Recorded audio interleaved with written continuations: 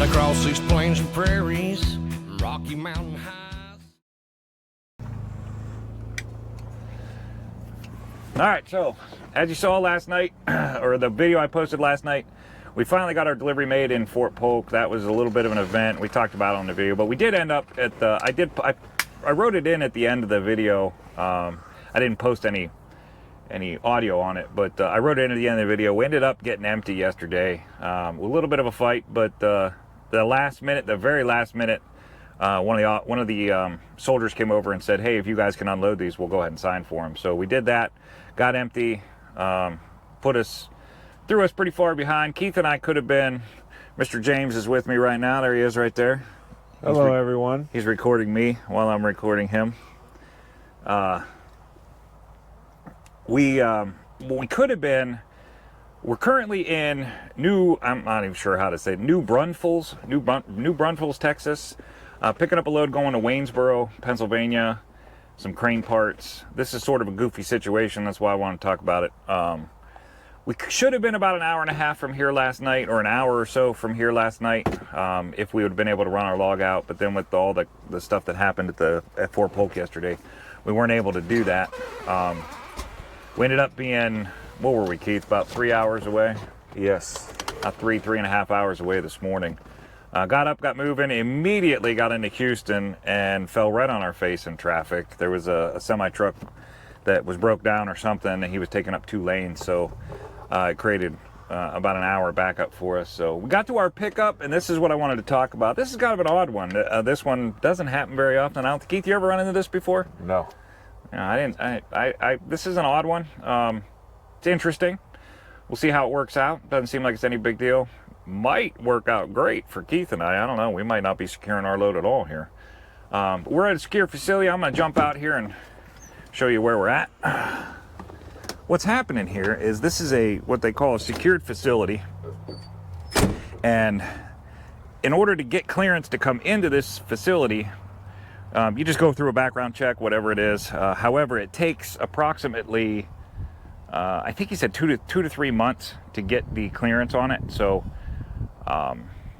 we obviously we didn't have 2 to 3 months. We just booked this load a couple days ago. So here we are, sitting here. Oh, somebody's calling me. Now, let me check this out. Be right back. All right, we're going to try this again. That was the guy that's inside that I'm going to talk about here in a minute. That was the guy that's inside, letting me know what was going on. But the situation here is, this is a secured facility, and it takes, as I was talking about, it takes a little while to get the clearance to go in there. So we are sitting here. Keith and I dropped our trailers up there. Our company, our parent company, has a driver here that is grabbing the trailer. He's got the security clearance to go in, so he's grabbing the trailers off the side of the road and off the side of this driveway here, and he's taking them in, loading them, and then bringing them back out to us loaded. So this actually could, I mean, he's asking for certain kind of securement, so I'm thinking he's going to actually secure these things while they're in there too. Maybe not for going down the road, but he's definitely getting them out here. So this could work out really good for us. I don't know. We're going to see. Didn't take him very long to get that one loaded. He went in when we got here, and it's been maybe half hour, 45 minutes or so, and he's on his way back out. So that's what we're doing now. Supposedly this is some kind of crane.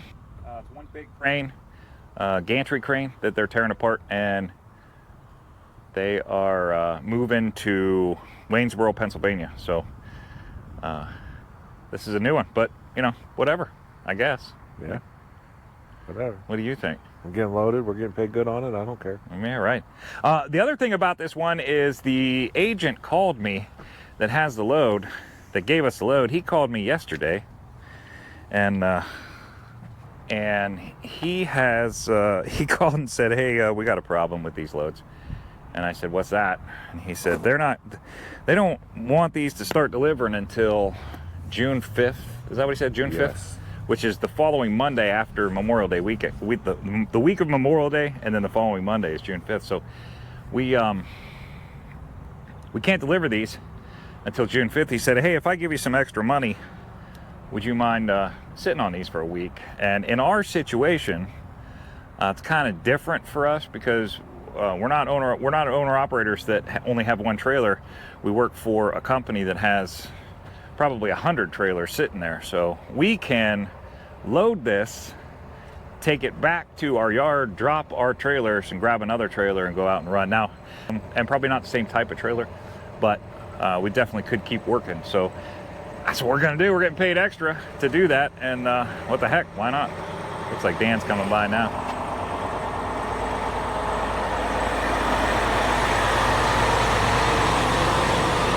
There's the loads we're getting right there.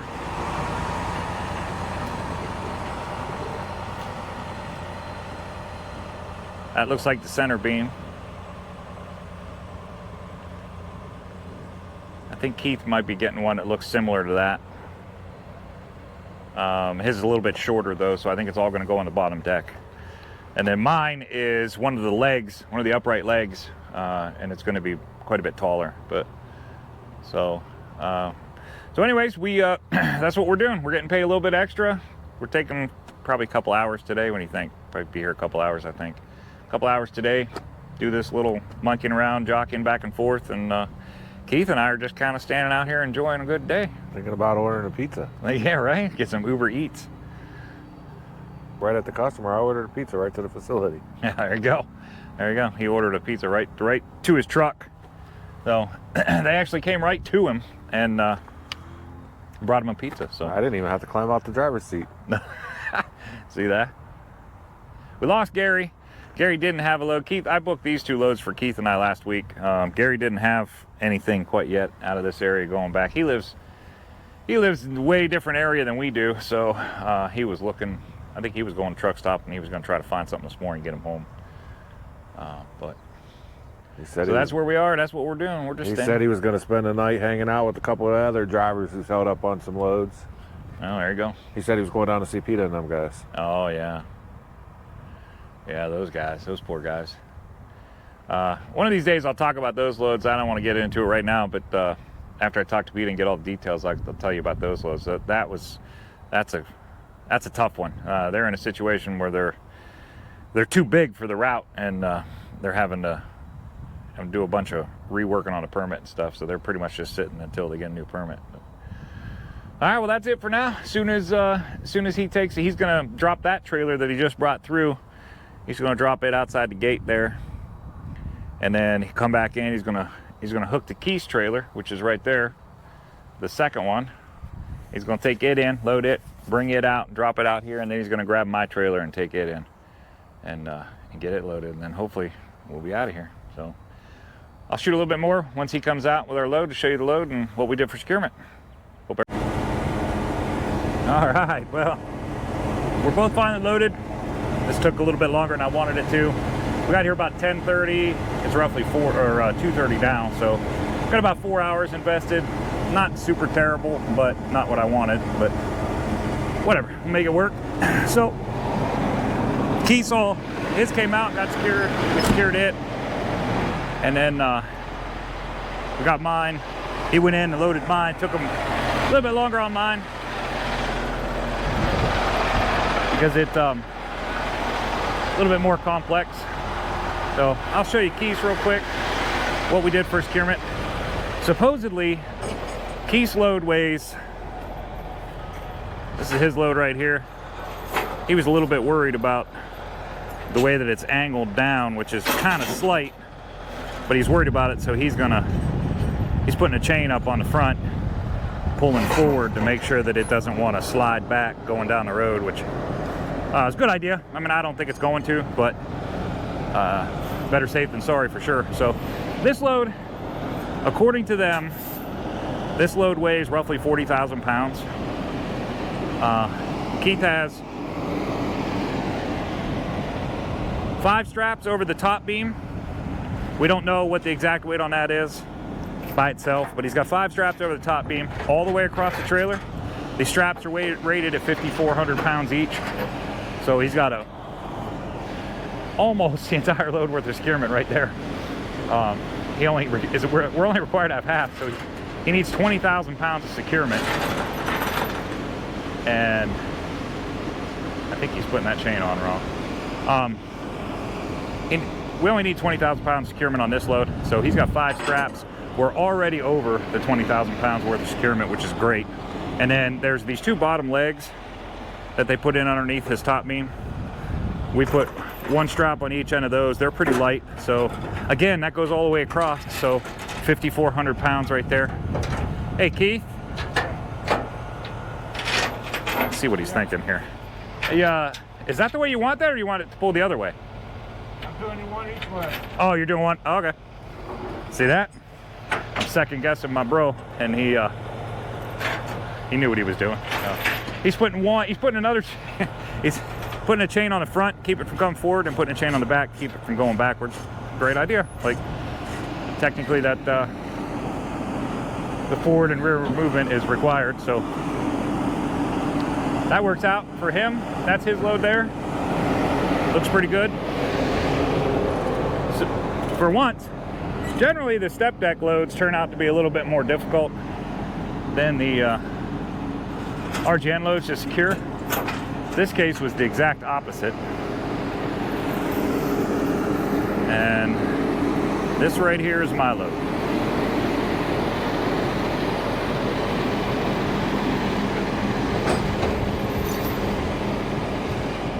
They're telling me that this whole thing weighs about 35,000 pounds, and I'm praying that they're right, because there's so many pieces on here that I definitely can't be overweight. There is a few things here I'm not crazy about. So this thing is 35,000 pounds, they're telling me. So I have no way of knowing for sure until I get to the scale. But looking at it, I'd say that's probably accurate. So what we did here,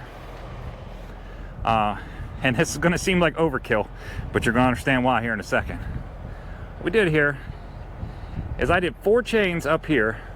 I wrapped, came this way, wrapped, came that way, wrapped, came that way, wrapped down to the other side. So basically all 4 corners of this I have tied down. Now I only get half credit for those chains because they don't go all the way across. So these 4 chains here give me 13,200 pounds of securement on what I need to have 17,500. So the reason I did that is right here. This little disaster right here. I had no say in this. It came out the door like that. I think it will ride, but it definitely required a bunch of attention. So we put what I normally would have just put 2 chains up there, I put 4 chains up there. Then I also put 2-inch straps going across these blocks, pulling down on these blocks, kind of holding those blocks in place. Because man, these roads, that makes me, I'm interested to see how this thing rides. I pray it rides good, but I think it will. We got enough securement on it. We got a lot of downward pressure right there. So I'm surprised we haven't busted through the trailer as much as we're pulling down on that thing right now, but we'll see. But anyways, this, we have 13,200 pounds worth of securement in just the chains alone. So, and we're required to have 17,500 on the entire load. So here we have a strap. This is a little catwalk, and they put a bunch of garbage inside the catwalk, a bunch of stuff that goes with it. Chain over there that was, yeah, what am I supposed to do with that? But they put that in there. These covers, they just set these things in here. So we got another strap there. That strap goes all the way across. That's 5,400 pounds worth of securement. Another strap going all the way across. Again, another 1,500 pounds, or 5,400 pounds. So that's 10,800 pounds of securement plus the 13.2 that we have holding the front neck. We're already at over 24,000 pounds of securement. Then I'll show you the reason we have these 2 straps here. I'll show you, it's on the other side. But there's another 5,400 pounds plus whatever that's rated at, and it really doesn't matter at this point because we're way over. So again, same kind of story on the back. They only used 1 board underneath it this time, which makes me feel a little better, but I still didn't want it to move. These triaxle bounces a lot going down the road. So we put the chains going up, pulling forward, and then I went ahead and added 2 more chains on each, 1 more chain on each side to pull this, to hold this bottom of this leg together. So that I'm confident that that's not going anywhere the way it looks. And then they put the cab on the back of this thing, which, man, the back of this trailer bounces a lot, so this is not going to be the best situation. So come around this other side. We put two straps all the way across holding that cab on. That's another 10,800 pounds of securement. So if you start adding up all the securement on this thing, we're probably somewhere in the 50,000 pound range of securement holding this in. Now those two straps I told you, I'll show you the piece on the other side. There it is. Just because, why not? Let's throw a ladder on there and throw it down here on the deck, so it's like, you know, almost impossible to secure. So, but that's where they put it. Didn't really have anywhere better for it, so that's what we did. Keith did this side for me. He wrapped the strap. For anybody that doesn't know, this is the best way to keep something like this in place, so it doesn't try to, if you just throw a strap over top of this, it's going to try to walk back and forth as you go down the road. This way, this is what we call hog tying. You hog tie this thing, run it across it, back under it, and to the other side. That will hold it tight. It won't let it go back and forth this way. But this one, instead of going all the way wrapping around it like he did, he just wrapped the back leg. Same idea, same concept. It'll do the same exact thing. This one also, Keith was just saying, it also helps this from sliding back and forth. It won't, if I slam on the brakes, it's not going to want to go forward because it's got a strap wrapped around it. So there you go. That's our loads. We're finally going to get out of here, and that is what looks to be the end of this week for sure, and possibly we won't be back running till June 5th. We don't know. We're not sure yet. We're going to see what happens. So there you go. Hope everybody has a good day. We'll see you on the next one.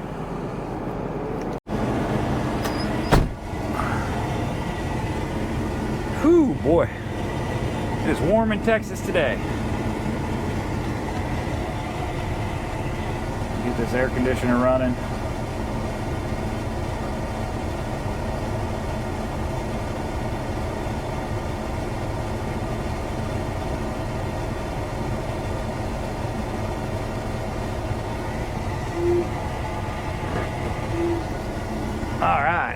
All right, here we go. Logbook updated. See if we can get out of here and get some running done. Try to get as close to, I'm not going home. I am, Keith's running straight to the house. I am headed to Florida for a couple days. Hang out with the grandkids. I got no reason not to. Go to Florida, hang out with the grandkids for a couple days, and then I'll run on home probably, I don't know, probably this weekend. I'll go on home and I'll make a decision on whether I'm gonna run next week or not. I don't know. See what happens. Probably not. My gauge looks good. Weight-wise, I was talking about that earlier on the video. My gauge looks pretty good, so here we go. Let's get on out of here. Fade off into the distance like ghost riders in the sky. Black smoke and white line, still horses side by side. It's more than just a living, y'all. Hell, it's our way of life. We're the last of the cowboys. Giddy up, gone boys. 18 wheels on the concrete. It's a slow and dying breed, rolling like Jesse James.